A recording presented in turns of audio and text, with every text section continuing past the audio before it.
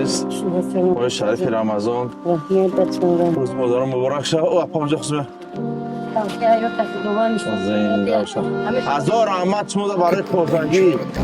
شروع نسیله کرده بگذار آه دلی همه مادرای نیمه شبه قبول شد زنده باشه اونا تو پری همه تا بچه های زنده باشه بعدای شما لولای شکفان حافظ قرآن نصیب روزیتون باشه تمام گذشتگان شما را در این ماه مبارک نازنین جوش و جنت کنه پروردگار همنشین پیغمبر میکنه جای باشه به پلی حلالی مهنتی جمعونه نصیب حج فرضی تو کنه